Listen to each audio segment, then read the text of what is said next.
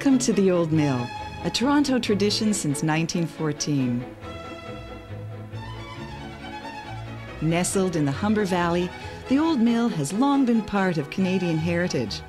Today's Old Mill is part of a legacy that dates back hundreds of years to a time when the Huron Indians roamed this valley. In 1615, the great explorer Samuel Champlain sent a young guide to scout the route southward from Lake Simcoe. It is this young scout, Etienne Brulé, who became the first European to view Lake Ontario from the shores of the Humber River. For years, Brulé lived among the Hurons, learned their language and their customs. He became an important mediator between the Huron and French settlers. Part of a long-established trading route, Brulé traveled the Humber River trading ornaments, weapons, and furs, the most popular commodities of the time. In 1793, John Graves Simcoe, the first governor of Upper Canada, ordered the Queen's Rangers to build a sawmill. It was named the King's Mill and was located a few yards south of the mill ruins that grace our grounds today. In its time, the King's Mill was the first industrial site in the town of York, later to become the city of Toronto. The days of trading along the Humber Valley had transformed into a vibrant industry of mills. By 1834, many mills were in operation along the banks of the Humber River. These mills became the hub of both business and social activities of the day. The original King's Mill was leased and later bought by Thomas Fisher. Poorly constructed, Fisher replaced this original lumber mill with a grist mill in 1834. 3 years later, William Gamble, Etobicoke's first reeve, bought this grist mill and soon after replaced it with a new and larger mill. Tragically, this latest mill was destroyed by fire in 1849.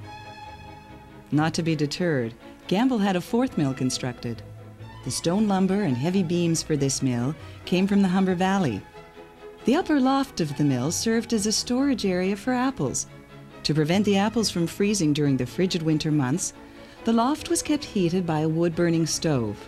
Unfortunately, in the winter of 1881, this stove overheated and fire once again ravaged and destroyed this landmark. The skeleton of this last great mill has graced the landscape of the Humber Valley ever since. The introduction of steam power to the Humber Valley signaled the twilight of the mill era. Steam power transformed the industry of bustling mills into a backdrop of leisure and recreation. By the early 1900s, one man's vision signaled the transformation of the Humber Valley forever. Robert Holmes Smith, financier, railway builder, real estate developer, an avid sportsman, purchased 3,000 acres in the Humber Valley, from Lake Ontario on the south to what was to become Eglinton Avenue on the north. His vision: to develop a unique and modern community. The early prosperous years of the 20th century were shattered with the outbreak of World War I on August 4, 1914. Ironically, the Old Mill Tea Garden opened its doors on this very day. It became the community center for the residents of this new residential development, a place where news and events of the day were exchanged.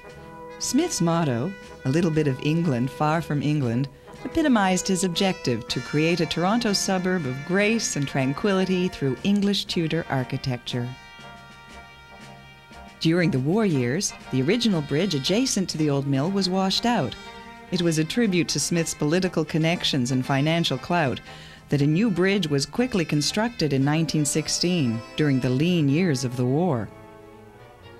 As popularity of the Old Mill grew, Holmes Smith began the first of many additions. The print room was built in 1919 and was one of the few places of the time that offered the enjoyment of dinner and dancing in an elegant atmosphere. The introduction of live music at the Old Mill has become a tradition carried through to today. By the year 1928, Holmes Smith centralized the hub of his activities around the Old Mill with his next addition, the administrative offices of Holmes Smith & Company, later to be renamed Holmes Smith Properties. Soon after, he built the Cottage, a popular private entertainment spot for Holmes Smith and his closest friends.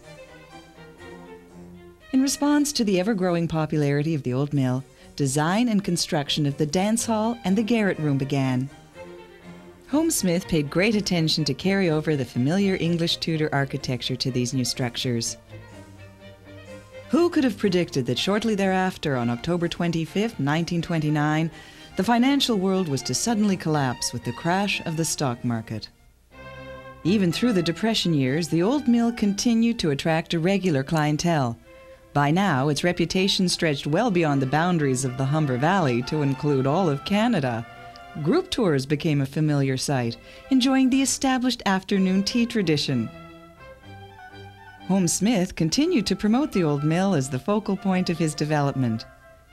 Personalized letters were sent to residents of the area outlining many of the old mill's features, including dining and dancing and facilities for private parties and special occasions. The old mill was renowned for its continental cuisine prepared by their famous European chef. Tragically, Robert Homesmith died suddenly at the age of 58 in February 1935. He never lived to see the completion of his dream. Homesmith willed his estate to his close and longtime friend, Godfrey Pettit, who assumed the chair of President of Homesmith and Company. Even after Homesmith's death, the old mill continued the tradition of honoring the monarchy with the issuing of a commemorative menu in celebration of the coronation of King George VI in 1937. Through the Depression years, this unique development continued to attract buyers. If only Homesmith had lived to see the prices that his Humber Valley homes would fetch today. Monday, September 11, 1939. Prime Minister William Lyon Mackenzie signed the Proclamation of War, entering Canada into World War II. The war changed daily life from coast to coast and drained the country of its labor talents and other resources. An announcement by Homesmith and Company on October 20, 1939 explains that due to the uncertainty caused by the war, it has been necessary to increase the prices of new homes, which are subject to change without notice. During the war years, the old mill's continued attention to old world charm, exquisite dining and dancing to the big band orchestras of the day, made the spot a popular rendezvous place for the armed forces. Even during this harsh period in history, the passing of each year was marked by the traditional Christmas greetings from the management and staff of the old mill. Great storm hits after 4-inch rain, reports the Globe and Mail on Saturday, October 16, 1954. Toronto residents were jolted by the fury of Hurricane Hazel. Cars were overturned. Homes and businesses were destroyed, carried away by the torrential rains. Thousands of people were left homeless in the wake of Hazel's wrath. Even the Humber Valley wasn't spared. Properties along the Humber sustained extensive damage or were lost altogether. Fortunately, the old mill bridge, the original mill ruins, and the old mill itself were spared. Only the road adjoining the old mill bridge sustained damage. Barely 2 years later, with the continued popularity of the old mill, the Humber Banquet Room was added. A new feature for private parties, elegantly appointed with wood paneling and lead-pane windows overlooking the picturesque valley. Over the next 2 decades, the old mill continued to function in the tradition of its past, becoming a historical landmark in the ever-sprawling city of Toronto. Situated on prime real estate on the banks of the Humber, the old mill was contemplated for demolition in 1973 to make way for a modern residential development.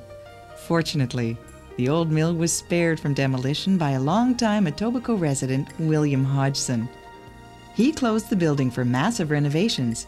New sections were added, a wedding chapel built, rooms restored, and decorating completed. In response to the boom years of the 1980s, the old mill was once again under construction, with the addition of a new wing of banquet rooms in 1986. The old mill has grown to its present size to include a 17-room banquet facility nestled on the banks of the Humber Valley. In June of 1991, George and Michael Kalmar entered the limelight as the latest proprietors of the old mill, beginning a new chapter in shaping the history of the old mill, a Toronto tradition.